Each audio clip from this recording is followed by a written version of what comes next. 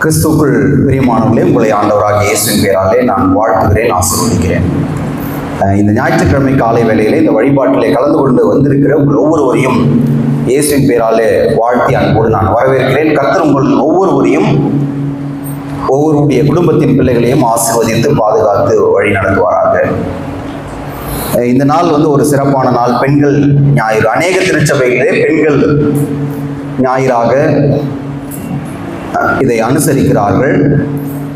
வழிபாடுகளை பெண்கள் நடத்தி கொண்டிருக்கிறார்கள். நாம் வருகிற வாரம் அதை அனுசரிக்க இருக்கிறோம். இருந்தாலும் நான் இந்த செய்தியினுடைய தலைப்பையோ அல்லது கொடுக்கப்பட்டிருக்கிற வேத பாடங்களையோ நான் எதுவும் மாற்றவில்லை. நாம் அதே தலைப்பிலே தான் நாம் சிந்திக்க இருக்கிறோம். கிறிஸ்துவுக்குள் பிரியமானவர்களே, நம்முடைய வாழ்க்கையிலே எக்கோ ஆஃப் கம்மி பண்ண, நம்முடைய வாழ்க்கையில கடவுள் நமக்கு கொடுத்திருக்கிற ஏராளமான ஆசீர்வாதங்கள், ஏராளமான செல்வங்கள், இவைகள் எல்லாவற்றையும் தாண்டி இந்த சமுதாயம் அல்லது இந்த கட்டமைப்பு அல்லது குடும்பம் அல்லது திருச்சபை எதுவாக இருந்தாலும் பெண்களுடைய பங்களிப்பு என்பது அது ஈடு இணையற்றது, ஈடு செய்ய முடியாது. வீட்டிலனாலும் எல்லாத்தையும் எடுத்து போட்டு செய்யறது பெண்கள் தான். நம்ம திருச்சபையை உதாரணமா எடுத்தீங்கன்னாலும் நம்ம திருச்சபையுடைய ஸ்ட்ரென்த்தே பெண்கள் தான். முதுகெலும்பாய் இருந்து எல்லா நிகழ்ச்சிகளிலேயும் கலந்து கொண்டு அதை செய்வதாக இருந்தாலும் சரி, அல்லது தேசத்தின் நலன்களிலேயும் அல்லது நிறைய விஷயங்கள்ல நீங்க எடுத்தீங்கன்னா பெண்களுடைய பங்களிப்பு என்பது, அவருடைய தியாகம் என்பது, அவருடைய உழைப்பு என்பது எங்கேயாவது நிச்சயமா இருக்கும். அப்ப இந்த நாள், அந்த நாளுக்குரிய செய்தி அல்லது தலைப்பு இது பெண்களை மையப்படுத்தி தான் இருக்கும். நாம் கண்களை மூடி, நிறைய பேர் நீங்க பெண்கள்லாம் இருக்கிறீங்க, பெண்கள்லாம் நீங்க எழுச்சி நில்லுங்க பார்க்கலாம். இருக்கிற இடத்துல இருந்து எழுந்து நில்லுங்க. ஏன்னா மாதராய் பிறப்பதற்கு நல்ல தவம் செய்திட வேண்டும். கடவுள் உங்களை பெண்களாய் படைத்திருக்கிறார் என்று சொன்னால் அது மாபெரும் கொடை. ஏன் என்று சொன்னால் ஆதாம் தனியா இருப்பது நல்லதல்ல. ஏன்னா மனுஷன் தனியா இருக்கக்கூடாது, அவனுக்கு ஏற்ற துணையை நான் உண்டாக்குவேன் அப்படின்னு தான் ஏவாளை உருவாக்குகிறார். அப்போ உங்களுடைய பிறப்புக்கு ஒரு பர்பஸ் இருக்கிறது. நீங்கள் ஒரு குடும்பத்திலே மகளாய் பிறந்திருக்கிறீர்கள் என்று சொன்னால் அதற்கு ஒரு நோக்கம் இருக்கிறது. நீங்கள் ஒரு குடும்பத்திலே தாயாய் இருக்கிறீர்கள் என்று சொன்னால் அதுக்கு ஒரு நோக்கம் இருக்கிறது. நீங்கள் ஒரு குடும்பத்திலே குடும்ப தலைவியாய் அல்லது ஒருவருடைய வாழ்க்கை துணையாய் நீங்கள் இருக்கிறீர்கள் என்று சொன்னால் உங்களுக்கான வாழ்க்கைக்கு ஒரு மிகச்சிறந்த நோக்கம் இருக்கிறது. ஏன்னா ஏவாளை கடவுள் எந்த ஒரு நோக்கமும் இல்லாமல் படைக்கவில்லை, ஒரு நோக்கத்திற்காக படைக்கிறார். அப்போ உங்கள் வாழ்க்கைக்கான நோக்கத்தை நீங்கள் கண்டுபிடிக்க வேண்டும். நாம் கண்களை மூடி ஜெபம் பண்ணலாம். ஆண்டவரே, நாங்கள் பெண்களாய் பிறந்திருப்பது நீர் எங்களுக்கு கொடுத்திருக்கிற மாபெரும் கொடை. அது மாபெரும் ஒரு வரப்பிரசாதம். குடும்பத்திலே குடும்ப தலைவிகளாக, மூப்பர்களாக, பெரியவர்களாக அல்லது சிறு குழந்தைகளாக, பெண்களாக இந்த சமுதாயத்தில் இருப்பது என்பது அது ஆண்டவர் கொடுத்திருக்கிற மாபெரும் பாக்கியம். அந்த பாக்கியத்திற்காக நன்றி செல்லுவோம். எங்கள் பரலோகத்தின் ஆண்டவரே, இந்த வழிபாட்டிலே கலந்து கொண்டிருக்கிற ஒவ்வொருவரையும் நீர் ஆசீர்வதிக்க வேண்டுமாய் நாங்கள் ஜெபிக்கிறோம். குறிப்பாக சுவாமி, எங்கள் திருச்சபையிலே இருக்கிற பெண் குழந்தைகளுக்காக, வாலிப பெண்களுக்காக, திருச்சபையின் பெண்களுக்காக, குடும்ப தலைவர்களுக்காக நாங்கள் ஜெபிக்கிறோம். ஆசீர்வதிங்க. அவருடைய பங்களிப்பு குடும்பத்திலும் திருச்சபையிலும் சமுதாயத்திலும் மேலோங்கி நிற்கிறதற்காய் நாங்கள் அவர்களுக்காய் நன்றி செலுத்துகிறோம். சுவாமி, நீர் அவர்களை ஆசீர்வதிங்க, நல்ல சுகத்தை கொடுங்க.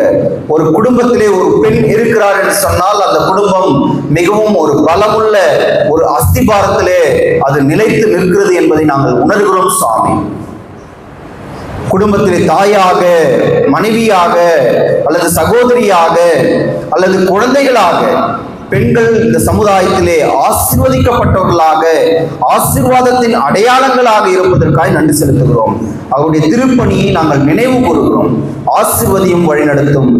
அடியனுடைய வாயிலிருந்து புறப்படுகின்ற ஒவ்வொரு வார்த்தைகளும், இந்த வழிபாட்டிலே கலந்து கொண்டிருக்கிற ஒவ்வொருடைய இருதயத்தின் எண்ணமும் உம்முடைய சமூகத்தில் இன்பமாய் இருப்பதாக. ஆமென். பெண்கள்லாம் உட்காருங்க. ஆண்கள்லாம் நம்ம ஒரு பலத்த ஒரு கரவொலியை நாம் கொடுக்க போறோம். ஏன்னா கடவுள் நமக்கு கொடுத்திருக்கிற மாபெரும் பரிசு. அவர் நமக்கு அம்மாவா இருக்கலாம், சகோதரியா இருக்கலாம், அல்லது வாழ்க்கை துணையா இருக்கலாம், அல்லது நமக்கு அவர்கள் குழந்தைகளா இருக்கலாம். இங்க ஆண்கள் நம்ம கொஞ்சம் பேர் தான் இருக்கோம், இருந்தாலும் பரவாயில்ல. நம்ம அவங்களுக்கெல்லாம் எல்லாருக்கும் தேங்க்ஸ் சொல்ற விதமா ஒவ்வொருத்தரும் போய் தனித்தனியா சொல்ல முடியாது. அதனால் நாம் கரங்களை தட்டி நம்முடைய திருச்சபை பெண்களை நாம் என்ன பண்ணுவோம்? வாழ்த்துவோம். தேங்க்யூ. இந்த நாளுக்கான தலைப்பு என்ன தெரியுமா? பெண்களின் திருப்பணியை நினைவு கூறுதல் மற்றும் கொண்டாடுதல். பெண்களின் திருப்பணியை நினைவு கூறுதல் மற்றும் கொண்டாடுதல். வீட்டில் சமையல் வேலையா இருக்கட்டும், அல்லது எந்த வேலையா இருக்கட்டும், அதை கிளீன் பண்ற வேலையா இருக்கட்டும், அது பெண்கள் செஞ்சாங்கன்னா ஒரு பர்ஃபெக்ஷன் இருக்கும். அது சமையல்ல என்ன பண்ணுவாங்களோ தெரியாது, ஏதோ ஒரு சாதாரண ரசம் கூட வைப்பாங்க. நம்ம என்னத்தான் யூடியூப்பை பார்த்து வச்சாலும் அது ஒன்றும் சிறப்பாக இல்லை. அம்மா செஞ்ச ரசம் போல இன்னைக்கு மனைவி செய்யலையேன்ற கவலை எத்தனையோ கணவன்மார்களுக்கு இருக்கிறது. அம்மா செஞ்ச குழம்பு மாதிரி சுவையா மனைவி செய்யற கறி குழம்புல வரலையே அந்த சுவை அப்படின்ற ஏக்கம் நிறைய பேருடைய வாழ்க்கையில இருக்கிறது. அது வரும், அவங்க பெரியவங்களாகும் போது வரும். திருச்சபை பெண்களை கொண்டாடுகிறது. பரிசுத்த வேதாகமம் பெண்களுடைய திருப்பணியை நினைவு கூறுகிறது. ஒரு சாதாரண ஒரு பெண்ணினுடைய தியாகத்தால், நேற்று எங்க சார் ஒருத்தரை பார்த்து பேசி கொண்டிருந்தேன். எங்க சன்னு கிளாஸுக்கு போறாரு, சரி நானும் போனேன், கூடவே போயிட்டு உட்காந்துட்டு இருந்தேன், அவர்கிட்ட பேசிட்டு இருந்தேன். அப்போ சொன்னேன், சார் ஐடாஸ்கடர் அம்மா மட்டும் இல்லைன்னா இன்னைக்கு வேலூரே இல்லை. அது உண்மைதான் இல்ல? அப்படி அநேகர் மிஷனரிமார்களாக, இறை தூதர்களாக, அன்னை தெரசா அவங்க இல்லைன்னா இன்னைக்கு கல்கட்டா நகரம் உலகத்துக்கு தெரிஞ்சிருக்குமான்னு தெரியாது. அப்ப பெண்களுடைய தியாகம் என்பது, அவருடைய மன உறுதி என்பது, அது அளவிடப்பட முடியாதது. அவர்கள் பலவீனமா உலகத்தின் பார்வையில தெரியலாம், சுகவீனமா இருக்கிறவங்களை போல தெரியலாம், செயல்பட முடியாதவர்களை போல இருக்கலாம். ஆனால் அவர்களுடைய மன உறுதியை போல ஒரு முடிவு பண்ணிட்டாங்கன்னா, அவங்க ஐயா கிட்ட இருந்து சாரி வாங்கணும்னு மனசு வச்சுட்டாங்கன்னா என்ன நடக்கும்? அந்த சாரி எப்படியாவது வந்துடும். இல்லை ஒரு வைராகியம் வச்சுட்டாங்க, நான் என்ன பண்ணுவேன், கண்டிப்பா ஒரு வீடு கட்டுவேன் அப்படின்னு ஹஸ்பண்ட் மனசு வச்சாலும் நடக்காது. யார் மனசு வைக்கணும்?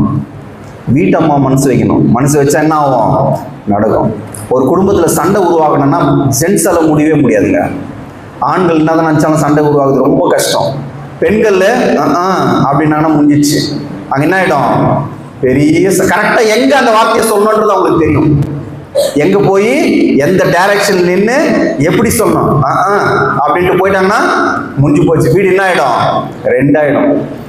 சண்டையும் உருவாக்க முடியும், அவங்களால ஆசீர்வாதங்களை கொண்டு வர முடியும். அப்ப யோசிச்சு பாருங்க, ஒரு சொல் வெல்லும், ஒரு சொல் கொல்லும். அப்ப இந்த பெண்கள் நம்ம வாழ்க்கையில கிடைத்த மாபெரும் கொடை. அப்ப யோசிச்சு பாருங்க, நீங்க எல்லாம் ரொம்ப ப்ரீஷியஸ், எங்களுக்கு ரொம்ப சிறப்பானவர்கள். நீங்கள் எல்லோரும் எங்கள் வாழ்க்கையிலே ஆசீர்வாதமாய் கிடைத்திருக்கிறீர்கள். அப்ப வீட்டுல போன உடனே வீட்டு ஐயாங்களாம் என்ன சொல்லலாம்? இன்னைக்கு ரொம்ப நன்றி, என்னுடைய வாழ்க்கை துணையா இருக்கிறதுக்காக நன்றி, எனக்கு வாழ்க்கையில சகோதரியா பிறந்திருக்கிறதுக்காக நன்றி, எனக்கு குழந்தையா நீ பிறந்திருக்கிற, நான் பையனை தான் எதிர்பார்த்தேன், ஆனா எனக்கு பெண் குழந்தையா நீ பிறந்த பிறகுதாம்மா எனக்கு நிறைய ஆசீர்வாதங்கள் என் வாழ்க்கையில வந்துக்குது, உனக்கு நன்றி என்று சொல்ல வேண்டும். யோசிச்சு பாருங்க, இன்னைக்கு அநேகருடைய வாழ்க்கையில பெண்கள் மிகப்பெரிய சாதனைகளை செய்து வருகிறார்கள். பரிசுத்த வேதாகமத்தில் நாம பார்க்க போறோம். ரொம்ப சீக்கிரமா வேகமா பார்க்க போறோம். என்னன்னா, நியாயாதிபதிகளாய் பெண்கள் இருந்தார்கள். அதுதான் முதல் விஷயம். எப்படி இருந்தாங்க? நியாயாதிபதிகளாய், ஜட்ஜஸ். என்ன புத்தகம் நீங்க வாசிங்க இன்னைக்கு? நியாயாதிபதிகள்னா நியாயம் விசாரிக்கிறவர்கள். பொது மொழி பெயர்ப்பிலே நீதி தலைவர்கள், நீதி செய்கின்ற தலைவர்களாக இருக்கிறார்கள். நம்முடைய தமிழ் சமுதாயத்திலே கூட ரொம்ப ரொம்ப ரொம்ப வருஷத்துக்கு முன்னாடி தமிழ் அறிஞர்கள் எல்லாம் நீங்க போய் கேட்டீங்கன்னா, குடும்பத்தை நிர்வகிப்பதும், குடும்பத்தை அல்லது சமுதாயத்தை நிர்வகிப்பதும் பெண்கள் தலைவர்களாக இருந்திருக்கிறார்கள். அப்போ ஒரு குடும்பத்தை தூக்கி நிறுத்தணும்னா அது யாரால முடியும்? பெண்களால் தான் முடியும். இங்க ரொம்ப அழகான ஒரு நிகழ்ச்சி, ரொம்ப அழகான ஒரு கதை. வீட்டுல போய் நீங்க உட்காந்து அமைதியா உட்காந்து ஒரு இடத்துல உட்காந்து வாசிச்சு பாருங்க, உங்க பவர் என்னன்றது உங்களுக்கு தான் தெரியும். நிறைய பேர் என்னன்னா, நீங்க யாருன்னு தெரியல, உங்களுடைய பவர் என்னன்னு தெரியல, உங்களுடைய பலவீனம் மட்டும்தான் உங்களுக்கு தெரியுது. நீங்க என்ன நினைக்கிறீங்க, என்னால முடியலங்க, உடம்பு சரியில்லை, என்னால ஏஞ்சி நடக்கிறதுக்கே சக்தி இல்லை, நான் போய் நின்று பெண்கள் ஐக்கிய சங்கத்துல பாட்டு பாடலாமா, நான் போய் நின்று பேச முடியுமா, என்னால எதுவுமே முடியாது. உங்கள் பலவீனங்களை மட்டும் தான் நீங்கள் பார்த்து கொண்டிருக்கிறீர்கள்.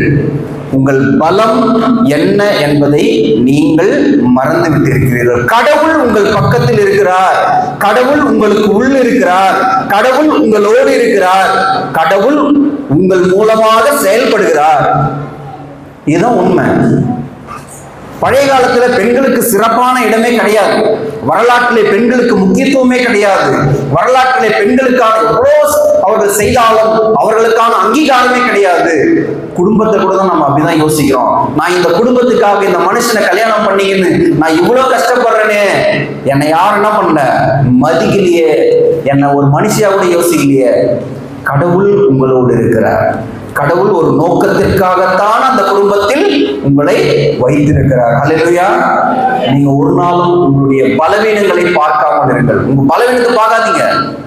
இங்க ஒரு அம்மா ரொம்ப திறமையானவங்க, அவங்க பேர் என்னம்மா, நிறைய யாரும் தெபோரான்னு பேர் வச்சிருக்கீங்களா? இங்க இல்ல, இருக்கிறாங்க, தெரிஞ்சவங்களாம் நிறைய பேர் இருக்கிறாங்க. தெபோரான்னு பேர் வைக்கிறோம். ஏன்? அவங்க ஒரு ஜட்ஜு, ஒரு நீதிபதி. என்ன வேலை பண்ணாங்க? எங்க உட்கார்ந்து நியாயம் விசாரிச்சாங்க? எந்த பேரிச்ச மரம்? அந்த பேரிச்ச மரத்துக்கே ஒரு பேர் இருக்குது. என்ன அது யாராவது வாசிங்களா?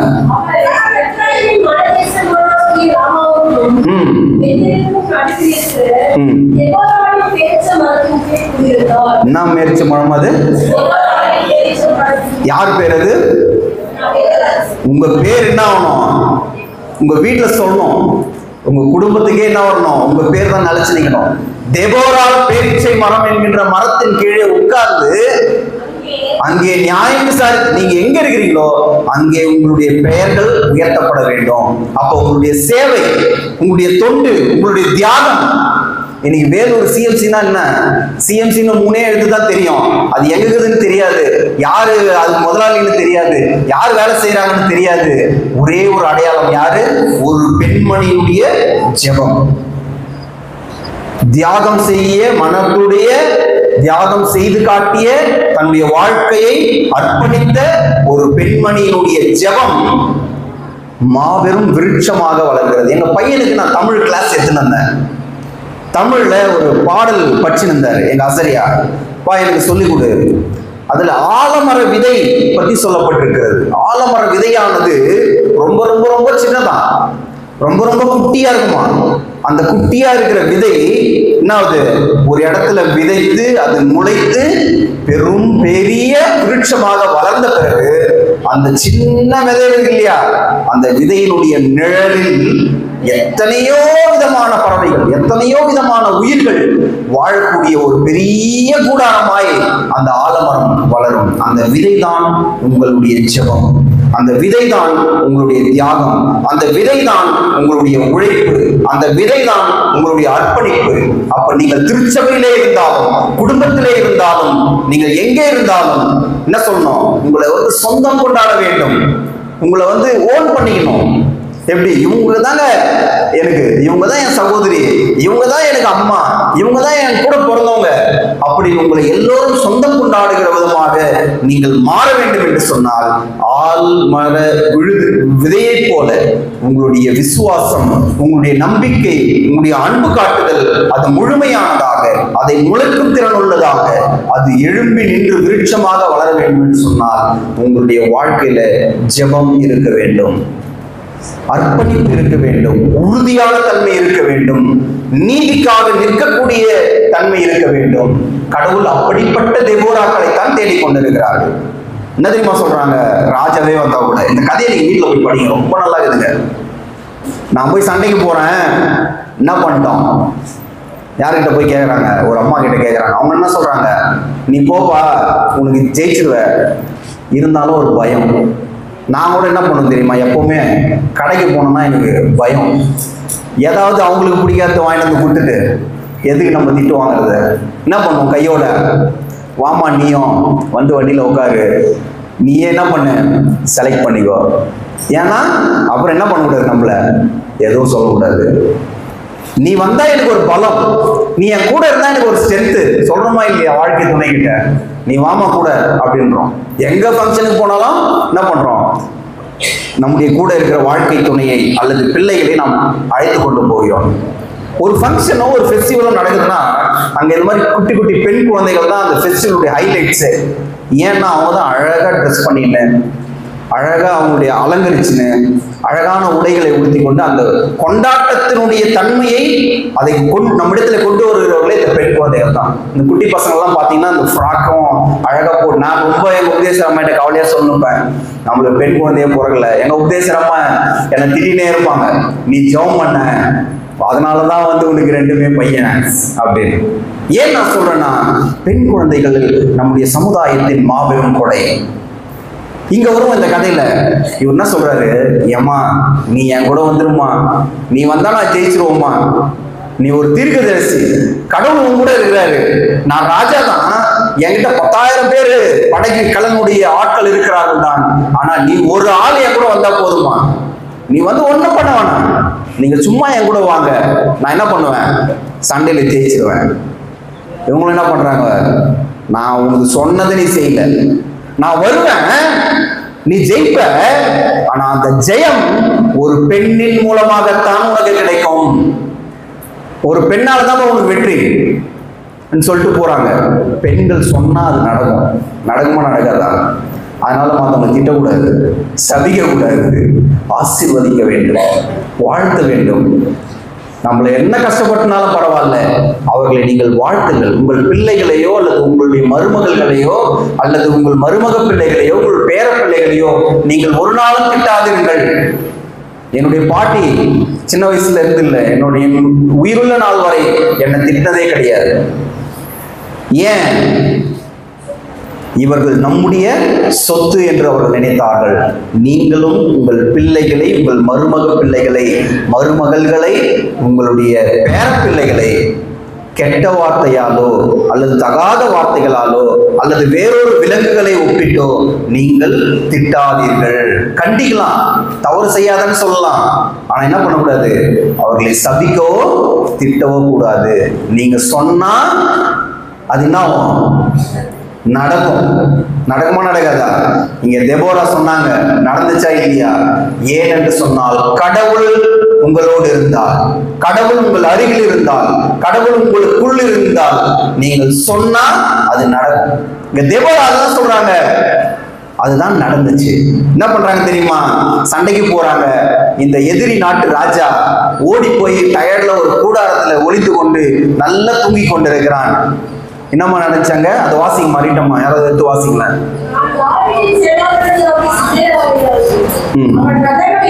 இல்ல, ஆணி அடிச்ச கதையை வாசிங்கள. அவன் களைப்பால் 21வது வசனம்.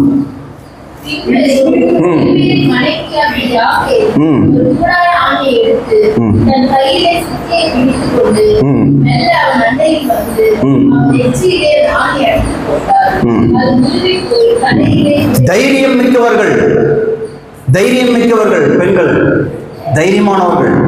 நம்ம நினைச்சுக்கிறோம், நீங்க கோழைகள் நினைக்காதீங்க, உங்களை மாதிரி தைரியசாலிங்க யாருமே கிடையாது. தன் தேசத்தின் விடுதலைக்காக, தன் இனத்தின் விடுதலைக்காக, தன் மக்களுடைய விடுதலைக்காக, என்னுடைய மக்களை நான் காப்பாற்றுவேன் அப்படின்னு சொல்லி என்ன பண்றாங்க, இந்த அம்மா யாவேல் என்கின்ற பெண் கையில ஆயுதங்கள் இல்லை, போர்க்களங்கள் இல்லை, எதுவுமே இல்லை, கையில இருந்ததை கொண்டு கடவுள் அவர்களுக்கு வெற்றியை கொடுக்கிறார். நீங்க ஒருவேளை நான் சரியா படிக்கல, எனக்கு பெரிய வேலை இல்லை, நான் என்கிட்ட அதிகாரம் இல்லை, ஆனா நான் ஒரு சாதாரண பெண்ணா இருக்கிறேன் என்று ஒரு நாளும் நீங்கள் கவலைப்படாதீர்கள். ஏன்னு சொன்னால் உங்களையும் கடவுள் பயன்படுத்துவார். அல்லேலூயா. எப்படி பயன்படுத்தினாரு? இந்த அம்மா கையில கூடாரத்தை அடித்து அந்த குச்சியை நிற்க கயிறு கட்டுற அந்த ஆணியும் சுத்தியலும் இருந்தது. அதை கொண்டு என்ன பண்றாங்க, ஒரு மிகப்பெரிய அரசனை, ஒரு யாராலும் வீழ்த்த முடியாத 10,000 பேர் தேடிக்கொண்டிருக்கிற ஒரு அரசனை ஒரு சாதாரண பெண், ஒரு எளிமையான ஒரு பெண் ஈஸியா அவனை கொன்று ஒரு சரித்திரம் படைக்கிறார்கள். அப்ப நியாயத்திற்கு கொடுக்கிற பெண்கள் இருந்தார்கள், நியாயத்திற்கு செய்கிற பெண்கள் இருந்தார்கள். நம்ம பழைய கதையில படிப்போம், முறத்தால் என்ன பண்ணலாம், ஆமா, நம்ம ஜெபத்தால தான் தோத்தணும். என்ன பண்ணோம்? ஜெபிக்கிறவர்களாக, எந்த வீட்டில் எந்த பெண் ஜெபிக்கிறவர்களாக இருக்கிறார்களோ அந்த குடும்பம் ஆசீர்வாதமான குடும்பமா இருக்கும். எந்த வீட்டுல ஜெபம் பண்ற பெண்கள் இருக்கிறார்களோ அந்த குடும்பத்தின் சந்ததிகள் ஆசீர்வாதமா இருக்கும். நீங்கள் ஜெப வீரர்களாக, ஜெப வீராங்கனைகளாக நீங்கள் இருக்க வேண்டும் என்று கடவுள் விரும்புகிறார். அப்ப நீங்க ஜெபம் பண்ணா அது நடக்கும். அடுத்தது வந்து வருவோமா? சங்கீதம் விட்டுலாம். அடுத்தது என்ன நடக்குது? எங்க? பிலிப்பியர்ல எத்தனாவது அதிகாரம் வாசிச்சோம்? அதுக்கப்புறம் அதுல ரொம்ப அழகான ஒரு வசனம் நீங்க வாசிங்க. கிறிஸ்துவின் ஊழியத்தில் பெண்கள் அவருடைய பங்களிப்பு என்பது மீட்பின் பணியில் பெண்கள். அதை நான் சொன்னேன், ஒரு சொல் வெல்லும், ஒரு சொல்லு கொல்லும். இங்க ரொம்ப அழகான வார்த்தை இருக்கிறது. 4வது வசனத்தை நான் வாசிக்கிறேன். வாசிக்குமா? ஆண்டவரோடு இணைந்து என்றும் மகிழுங்கள். மீண்டும் கூறுகிறேன், மகிழுங்கள். கனிந்த உங்கள் உள்ளம் எல்லா மனிதருக்கும் தெரிந்திருக்கட்டும், ஆண்டவர் அண்மையில் உள்ளார். எதை பற்றியும் கவலைப்பட வேண்டாம், ஆனால் நன்றியோடு கூடிய இறைவேண்டல், மன்றாட்டு ஆகிய அனைத்தின் வழியாகவும் கடவுளுக்கு உங்கள் விண்ணப்பங்களை தெரியப்படுத்துங்கள். அப்பொழுது அறிவெல்லாம் கடந்த இறை அமைதி கிறிஸ்து இயேசுவோடு இணைந்துள்ள உங்கள் உள்ளத்தையும் மனதையும் பாதுகாக்கும்.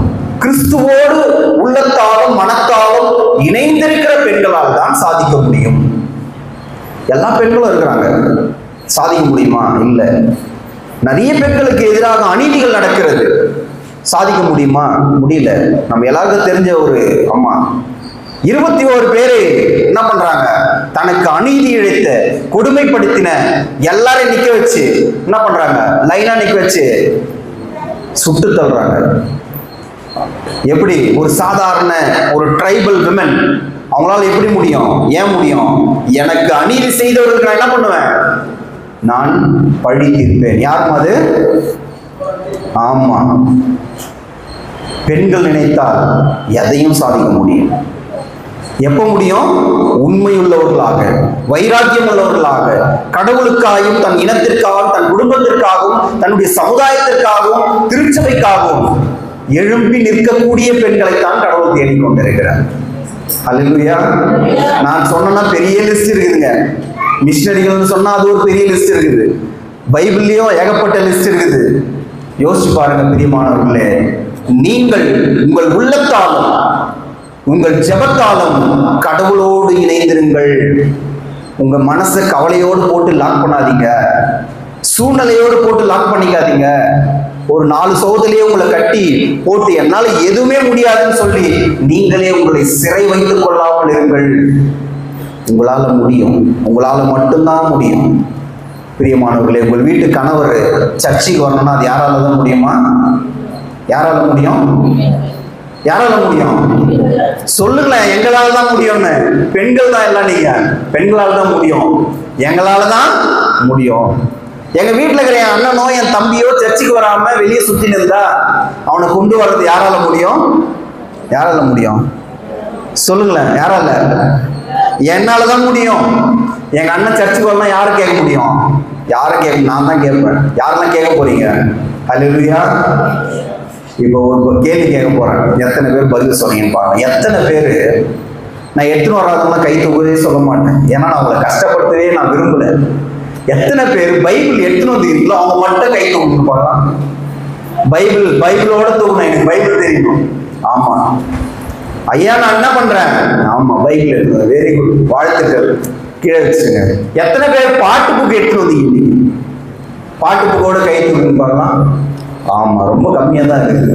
இனிமே நன்றி, பாட்டு புக்கையும் எடுத்துனுவாங்க. இன்னைக்கு ரொம்ப அழகான ஒரு பாடல்.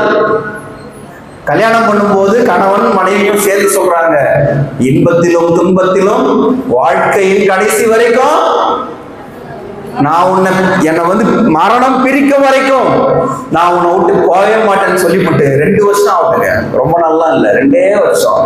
ஏன் தான் இவனை பூச்சி எனக்கு கல்யாணம் பண்ணிக்கணும்னு வீட்டில் இருக்கிறவங்களை திட்டுறது. இந்த பொண்ணை பூச்சி ஏன் தலையில கட்டிங்களேன்னு சொல்லிட்டு என்ன பண்றது? வீட்டில் இருக்கிற அப்பா அம்மாவை திட்டுறது. ஏன்?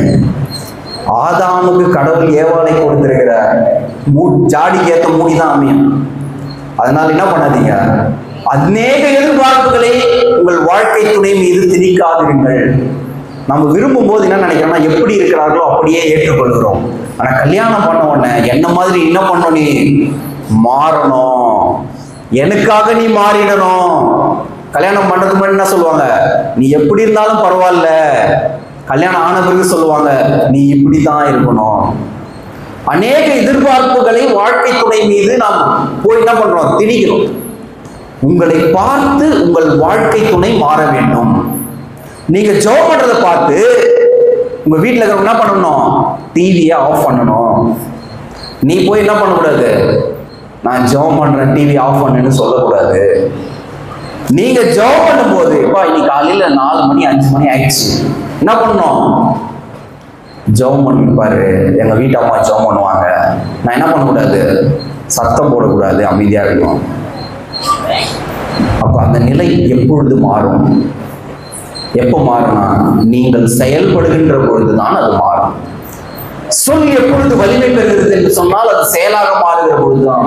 ஜெபம் எப்பொழுது அது வல்லமை உள்ளதாக இருக்கிறது என்று சொன்னால் அந்த ஜெபம் கேட்கப்பட்டு கடவுள் அதற்கு பதில் கொடுத்த உடனே, அப்பாடா என் ஜெபத்தை ஏசாமி கேட்கிறாரு, நான் ஜெபம் பண்ண ஏசாமி என் ஜெபத்தை கேட்கிறாரு. அப்ப என்ன ஆயிடுது, நம்மளுக்குள்ள பெரிய சந்தோஷம், மாபெரும் சந்தோஷம். ஆனா நாம எப்படி இருக்க வேண்டும் என்று கடவுள் விரும்புறாரு தெரியுமா? நாம் எப்படி இருக்கணும்னு கடவுள் விரும்புறாரு தெரியுமா? ரொம்ப அழகான வசனம். இறுதியாக சகோதரர்களே, சகோதரிகளே, உண்மையானவைகள் எவைகளோ, கண்ணியமானவைகள் எவைகளோ, நேர்மையானவைகள் எவைகளோ, தூய்மையானவைகள் எவைகளோ, விரும்பத்தக்கவைகள் எவைகளோ, பாராட்டுக்கு உரியவைகள் எவைகளோ, நற்பண்பு உள்ளவைகள் எவைகளோ, அவற்றையே போற்றுதலுக்கு உரியவைகள் எவைகளோ, இவைகளையே மனதில் இருத்துங்கள். எப்படி இவங்க மட்டும் நல்லா இருக்கிறாங்க, மற்றவங்கள கூட பிறந்தவங்கள திட்டுறதுலயே பாதி வாழ்க்கை போயிடுது, மற்றவங்களை சபிக்கிறதுலயே பாதி வாழ்க்கை போயிடுது, மீதி வாழ்க்கை சீரியல் பார்க்கறதுலயே போயிடுது. நீங்கள் சுயமாக சிந்தித்து எத்தனை நாள் ஆகிறது? நீங்கள் தனியாக ஜெபித்து எத்தனை நாள் ஆகிறது? அவ்வளவு கஷ்டமான கேள்விலாம் நான் கேட்கல. நீங்கள் யாராவது இப்ப சந்திர கிரகணம்னு ஒன்று நடந்துச்சிங்க, யாராவது பார்த்தீங்களா? யாராவது பார்த்தீங்களா? ஏன்னா நான் ரொம்ப பிஸி. ஆனா பைபிள்ல போய் சண்டே ஸ்கூலுக்கு நான் என்ன சொல்றேன், ஆதியிலே தேவன் நிலாவையும் பூமியையும் உண்டாக்கினார், சூரியனை படைத்தார். ஆனா நான் என்ன பண்ண மாட்டேன், அதெல்லாம் பார்க்கறதுக்கு எனக்கு நேரம் இல்லை. நீங்க கடைசியாக எப்பொழுது நட்சத்திரங்களை பார்த்தீர்கள்? நட்சத்திரமா? இப்ப எட்டி பார்க்கிறேன், என் கண்ணுக்கு தெரியலையே, அது எங்க இருக்குது? பிரியமானவர்களே, கடவுள் இந்த உலகத்தில் படைத்தவைகள் எல்லாம் மிக சரியாக செயல்பட்டு கொண்டிருக்கிறது. அவைகள் அதினதின் காலத்தில் அதினதின் வேலைகளை செய்து கொண்டே இருக்கிறது, தம் சாயலாக படைத்த மனிதனை தவிர. கடவுள் உங்களை எந்த நோக்கத்துக்காக படைச்சாரோ அந்த நோக்கத்தை மறந்து விட்டீர்கள். ஆதாமுக்காக ஏவாள் படைக்கப்பட்டாள் என்பதை ஏவாள் மறந்ததினாலே, ஏவாள் தன்னுடைய பலத்தை மறந்ததினாலே அவர்கள் என்ன பண்றாங்க, ஏவாளும் விழுந்து போகிறார், அதே போல ஆதாமும் விழுந்து போகிறார். விழுந்து போகாத ஏவாள்களை கடவுள் தேடிக்கொண்டிருக்கிறார். நீதிக்காக எழுப்பி நிற்கிற தெபோராக்களை கடவுள் தேடிக்கொண்டிருக்கிறார். எனக்கு எதுவுமே இல்லைங்க, எந்த சக்தியும் இல்லைங்க, ஆனாலும் நான் கடவுளுக்காக எதையாவது செய்வேன்னு சொல்லுகிற யாவேலை கடவுள் தேடிக்கொண்டிருக்கிறார். அது கூட பரவாயில்லைங்க, தனக்கு குடும்பமாய் இருக்கிற, தன் குடும்பம் போல் இருக்கிற மரியாளையும் மார்த்தாளையும் கடவுள் இங்கே தேடிக்கொண்டே இருக்கிறார். நான் வந்தால் அங்கே தங்குவதற்கு, நான் வந்தால் அங்கே ஜெபிப்பதற்கு, நான் வந்தால் என்னுடைய பேச்சை கேட்பதற்கு, எனக்கு உணவு அளிப்பதற்கு இருக்கின்ற மார்த்தாளும் மரியாளும் எங்கே என்று கடவுள் தேடிக்கொண்டிருக்கிறார். அப்ப மார்த்தாள்களாக, மரியாள்களாக, லாசர்களாக நாம் எப்பொழுது மாறப்போகிறோம்? பிரியமானவர்களே, நாம் நிச்சயமாக பரிசுத்தமான பெண்மணிகளுடைய வாழ்க்கையை நாம் நினைத்து பார்க்க வேண்டும். ஒருவேளை உங்கள் பாட்டி இல்லைன்னு சொன்னா உங்களை எப்படி நீங்கள் வளர்ந்திருப்பீர்கள்? உங்களுடைய அம்மா இல்லை என்று சொன்னால் நீங்கள் எப்படி வளர்ந்திருப்பீர்கள்? உங்களுடைய சகோதரி இல்லை என்று சொன்னால் நீங்கள் எப்படி பத்திரமாக சாலையிலே நடந்து போயிருப்பீர்கள்? எத்தனை அக்காக்கள் தங்கள் தம்பிகளுக்காக தங்களுடைய வாழ்க்கையை தியாகம் செய்திருக்கிறார்கள். எத்தனை மூத்த சகோதரிகள் தங்கள் குடும்பங்களுக்காக, எத்தனை பேர் வேலைக்கு போய் தங்களுடைய இளம் சகோதரிகளையும் சகோதரர்களையும் படிக்க வைத்துக் கொண்டிருக்கிறீர்கள். அப்போ உங்களுடைய தியாகம் மிகச் சிறந்ததுதான். அதை எத்தனை குடும்பங்கள் நினைத்து பார்க்கிறது? கல்யாணம் ஆன உடனே என்ன பண்றோம்? நம்ம என்ன நினைக்கிறோம்? ரொம்ப அழகான ஒரு விஷயம். என்ன நினைக்கிறோம்னா, அப்பா அம்மா பேச்சு தான் கேட்கிறோம், அம்மா பேச்சை கேட்டுனே தான் இருக்கிறோம். கல்யாணம் ஆன உடனே என்ன சொல்றாங்க? நம்ம கேட்ட உடனே நீ என் பேச்சை கேட்க மாட்டேற, நீ உங்க அம்மா பேச்சு தான் கேட்கிற. ஆனா இவங்க என்ன பண்ணுவாங்க? அதே வளர்ந்து தன் பிள்ளை வளர்ந்த உடனே என்ன பண்ணுவாங்க? என் பையன் என் பேச்சு தான் கேட்கணும். யோசிச்சு பாருங்கள்.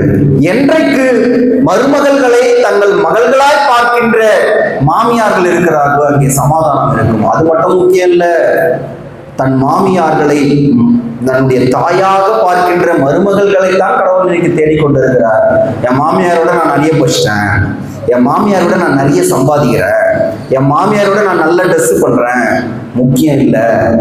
குடும்பம் என்கின்ற கட்டமைப்புல, குடும்பம் என்கின்ற உறவுல, குடும்பம் என்கின்ற மாபெரும் ஒரு அந்த கோட்டைக்குள்ள என்ன முக்கியம் தெரியுமா? எது அஸ்திபாரம் தெரியுமா? சுய கௌரவம், சுய தன்மை. இதை இழப்பதுதான் மிக மிக முக்கியம். கடகால் இந்த சர்ச் இருக்குதுங்க, இதுக்கு கீழே கடகால நீங்க டெய்லி பார்க்க முடியுமா? பார்க்க முடியாது. ஒரு மாபெரும் மரம் இருக்கிறது, அந்த மரத்துடைய வேரை நீங்கள் பார்க்க முடியுமா? பார்க்க முடியாது. அந்த வேர் செயலற்று போனால் மரம் அழிந்து போகும். அஸ்திபாரங்கள் உடைத்து போனால் கட்டிடங்கள் உடைத்து போகும். அஸ்திபாரங்களாக, குடும்பத்தின் வேர்களாக இருக்கின்ற பெண்களை, முதியவர்களை நாம், அவருடைய தியாகங்களை நாம் மதிக்க வேண்டும். அது திருச்சபையானா இருக்கட்டும், குடும்பமானா இருக்கட்டும், சமுதாயமாக கூட இருக்கட்டும். அப்ப அவருடைய தியாகங்களை நாம் நினைத்து பார்க்க வேண்டும். ஒரு நாளும் வேர்கள் உங்களிடத்திலே வந்து சொல்லாது, நான் தான் இந்த வீட்டுக்கு இவ்வளவு கஷ்டப்பட்டு இருக்கிறேன், சொல்ல மாட்டாங்க. அவர்கள் செயல்களால் காண்பிப்பார்கள். செயல்படுகிறவர்கள் அதிகமா என்ன பண்ண மாட்டாங்க? சொல்ல மாட்டாங்க. அப்ப நாம் செயல்படுகிற வீரர்களாக இருக்க வேண்டும். அப்ப அந்த வசனத்தை மட்டும் நீங்க வாசிங்கம்மா. நான் புதுமொழி பேர்ல வாசினேன், நீங்க யாராவது வாசிங்களா? கடைசியாக சகோதர சகோதரிகளே, உண்மை உள்ளவைகள் எவைகளோ, ஒழுக்கமானவைகள் எவைகளோ, நீதி உள்ளவைகள் எவைகளோ, கற்புள்ளவைகள் எவைகளோ, அன்புள்ளவைகள் எவைகளோ, நற்கீர்த்தி உள்ளவைகள் எவைகளோ, எது செய்தால் புண்ணியம் கிடைக்குமோ, எது செஞ்சா உங்களுக்கு புகழ் கிடைக்குமோ, இவைகளையே சிந்தித்துக் கொண்டிருங்கள். யாரை எப்படி பழி வாங்கலான்னு சிந்திக்காதீங்க, யாரை எப்படி திட்டலான்னு சிந்திக்காதீங்க, யாரை எப்படி கோபப்படுத்தலான்னு சிந்திக்காதீங்க, யார்கிட்ட எப்ப சண்டை போட்டலான்னு சிந்திக்காதீங்க. இவைகளையே சிந்தித்துக் கொண்டிருங்கள். அதுக்கப்புறம் வாசிமா தொடர்ந்து.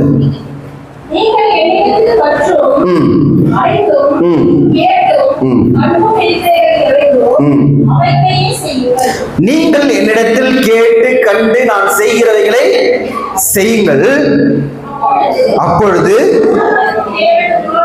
சமாதானத்தின் கடவுள் உங்களோடு இருப்பார். இது முக்கியம் இல்ல. 7வது வசனத்தை அப்படியே ஒரு ரிவர்ஸ்ல போய் வாசிங்களேன். அப்பொழுது எல்லா புத்திக்கும் மேலான தேவ சமாதானம் உங்கள் இருதயங்களையும் உங்கள் சிந்தைகளையும் கிறிஸ்து இயேசுவுக்குள்ளாக காத்துக்கொள்ளும். இதெல்லாம் நீங்க செஞ்சீங்கன்னா, இதையெல்லாம் நீங்க செஞ்சீங்கன்னு சொன்னா இது நடக்கும். அப்ப என்ன நடக்கணும்? நாம நம்முடைய குடும்பத்தை நேசிக்கிறவர்களாக, நம்முடைய திருச்சபையை நேசிக்கிறவர்களாக, நம்முடைய சமுதாயத்தில் நமக்கு கொடுக்கப்பட்டிருக்கிற உறவுகளை, நமக்கு கொடுக்கப்பட்டிருக்கிற சக மனிதர்களை நாம் நேசிக்கிறவர்களாக இருக்கின்ற பொழுது என்ன நடப்பாங்க? கிறிஸ்து செயல்படுவார். நீங்கள் ஒருவேளை 120 வருஷம் இருக்கலாம், ஹையஸ்ட் அதுக்கு மேல கூட இருக்கலாம். அதன் பிறகு வரலாறு உங்களை நினைத்து பார்க்கும், வருங்கால சந்ததி உங்களை நினைத்து பார்க்கும். உங்கள் பெயர்களை கூட மறந்து போயிருக்கலாம், ஆனால் உங்களுடைய செயல்களை ஒரு நாளும் மறக்க மாட்டார்கள். உங்கள் ஆலமரம் போல நீங்கள் விதைத்த ஜெபம் நீங்கள் ஆலமரம் போல ஜெபித்த ஜெபம், நீங்கள் ஆலமர விதை போல செயல்பட்ட உங்களுடைய செயல் ஒரு பெரிய விருட்சமாக, பெரிய ஆலமரம் வந்துச்சு. அப்ப அந்த விதை எங்க போச்சு? எங்க போச்சு அந்த விதை? விதை எங்க? யாராவது கண்டுபிடிக்க முடியுமா? இந்த விதையில இருந்தாங்க இவ்வளவு பெரிய மரம் வந்துச்சு சொல்ல முடியுமா? அந்த விதை தான் அந்த ஆலமரம், அந்த ஆலமரம் தான் அந்த விதை. பிரியமானவர்களே, நீங்கள் ஆலமரமாக மாற வேண்டும் என்று சொன்னால் இந்த ஆலம் விதை அது மண்ணுக்குள் புதையணும், அது என்ன வளரணும், செயல்படணும், எழுப்பி நிற்கணும், கிளைகளை பரப்ப வேண்டும், நிழல்கள் தர வேண்டும். அப்ப பெண்களாகிய நீங்கள் கடவுளுக்காக செயல்படுகிறவர்களாக, வீராங்கனைகளாக இருக்க வேண்டும் என்று கடவுள் எதிர்பார்க்கிறார். நம்ம சொல்ற மட்டும் ஆள் இல்லைங்க, செயல்படுகிறவர்கள். அப்ப குடும்பத்திற்கும் சமுதாயத்திற்கும் நீங்கள் பெண்கள் ரொம்ப ரொம்ப முக்கியமானவர்கள். கடைசியாக என்ன வாசமா? பரிசுத்த லூக்கா எழுதின சுவிசேஷம் 8ஆம் அதிகாரம் 1 to 3 வரைக்கும் வாசிச்சோம். என்ன சொல்லப்படுதுன்னா, ஏசாமி ஒரு புரட்சியாளர். கிறிஸ்துவின் ஊழியத்தில் பெண்கள். இயேசு கிறிஸ்து ஒரு மிகப்பெரிய புரட்சியாளர். எப்படி புரட்சியாளர் அவரு? பழைய ஏற்பாட்டுல யாரும் சர்ச்சு உள்ள போக கூடாது, அந்த இதுக்கு போலாம், எங்க போலாம்? ஜெபாலயத்துக்குள்ள போலாம். ஆனா தேவாலயத்துக்குள்ள போக முடியாது. எருசலேம் தேவாலயத்துக்கு உள்ள போயிட்டு சில இடத்தோட நின்னுனோங்க, அதை தாண்டி உள்ள போக முடியாது. ஜெபாலயங்கள்ல, யூதர்களுடைய ஜெபாலயங்கள்லயே ஒரு மெல்லிய திரைக்கு பின்னால் என்று அவங்க என்ன பண்ணலாம்? வழிபாடுகளில் கலந்து கொள்ளலாம். கடவுளை அவர்கள் முகமுகமாக பார்க்கின்ற இடத்துல போகக்கூடாது, கடவுளை தொழுகின்ற இடத்துக்கு அவங்க நேரடியா போகக்கூடாது. இப்படி இருந்ததை கடவுள் உடைக்கிறார். மனித அவதாரம் எடுத்து வந்த மாபெரும் கடவுளாகி இயேசு கிறிஸ்து அவர் இந்த கான்செப்டை உடைக்கிறாரு. பெண்கள் தாங்க முக்கியம். நீங்கள் யாராக வேண்டுமானாலும் இருங்கள். இந்த சமுதாயத்தின் பார்வையில ஒரு பிலாத்துவினுடைய மனைவியாக கூட நீங்கள் இருக்கலாம், ஒரு உயர்ந்த அதிகாரியுடைய மனைவியாக இருக்கலாம். கடவுள் உங்கள் கனவிலே வந்து உங்களுக்கு பேசுவார். யாரும் காற்று கூட புக முடியாத இடத்துல நீங்க போய் உட்கார்ந்து இருக்கலாம், ஆனா கடவுளால் உங்கள் உள்ளத்திற்குள் போய் உங்களிடத்துல பேச முடியும். அந்த மாதிரி எப்படிங்க ஏசாமி கிட்ட பழகினாங்க? இயேசு கிறிஸ்துவை பத்தி அவங்க என்ன பண்றாங்க? இந்த மனிதன் நல்லவர். எப்படி இருக்கிறார் அவரு? கையெல்லாம் கட்டி கிரவுண்ட்லாம் வச்சு என்ன பண்றாங்க? சிவப்பு அங்கி போட்டு அடிச்சு ஒரு கொலை குற்றவாளி போல நிற்க வைத்திருக்கிறார்கள். யார் வந்து சாட்சி சொல்றாங்க இவர் நல்லவர்னு? பிலாத்துவினுடைய மனைவி வந்து சொல்றாங்க. யார் அவங்களுக்கு போய் சொன்னது? ரோதை என்கின்ற சின்ன பெண் சொல்லுகிறார். இவங்க எல்லாம் முட்டி போட்டு ஜெபம் பண்றாங்க, சாமி காப்பாத்து காப்பாத்து காப்பாத்துன்னு சொல்லிட்டு கம்முன்னு ஏச்சு போயிடலாம்னு நினைச்சாங்க. ஆனால் அங்கே ஒரு புரட்சியான ஒரு விஷயத்தை ஒரு பெண் சொல்லுகிறாள். ரோதை என்கின்ற பெண் சாட்சி பகர்கிறாள். நான் பார்த்தது யார? பேதுருவைத்தான் என்று சொல்கிறார். இவங்களுக்கே இவங்க ஜெபத்து மேல ஒரு நம்பிக்கை இல்லை. நான் ஜெபம் பண்ணா சாமி கேட்பாரா? ஆனா அதை கேட்பாருன்றத சொன்னது வந்து யாரு? ரோதை என்கின்ற பெண். நிறைய பேர் ராகா பெண் என்ற ஒரு சாதாரண ஒரு எளிமையான ஒரு பெண், கோட்டை மதில் மீது வாழ்ந்த ஒரு சாதாரண ஒரு பெண் என்ன பண்றாங்க? ஒரு மிகப்பெரிய புரட்சிக்கு, மிகப்பெரிய விடுதலைக்கு அவங்க வித்திடுகிறார்கள். என்ன பண்றாங்க? அதனாலே அவர்கள் குடும்பம் காப்பாற்றப்படுகிறது. வரலாற்றை இடம் பிடிக்கிறாங்க. ஒருத்தர் இயேசு கிறிஸ்துனுடைய வரலாற்று போய் பார்த்தீங்கன்னா பெண்களுடைய பெயர்கள் இருக்கிறது. யார் பேரு? ரூத் வராங்களா? போவாச கல்யாணம் பண்ணதுனால ரூத் அந்த ட்ராக்ல வராரு ஏசாமி. ரூத் யாரு? மோவாபிய பெண். அவருடைய ஒரே ஒரு சொல் அவருடைய வாழ்க்கையை மாத்துச்சு. அப்ப உங்களுடைய சொல் இங்க இருக்கிற மற்றவருடைய வாழ்க்கையை மாத்தணும். என்ன மாத்துச்சு? உன் கடவுள் என் கடவுள், உன் தேவன் என் தேவன், உன் சொந்தம் என் சொந்தம், உன் உறவு என் உறவு, நீ எங்க போனாலும் அது என்னுடைய இடம், நீ இருக்கிற வீடு என்னுடைய வீடு என்று சொல்லுகிற மருமகள்களை இயேசு கிறிஸ்து தேடிக்கொண்டிருக்கிறார். எத்தனை பேரு தன்னுடைய மாமியாரை பார்த்து சொல்லுகிறீர்கள்?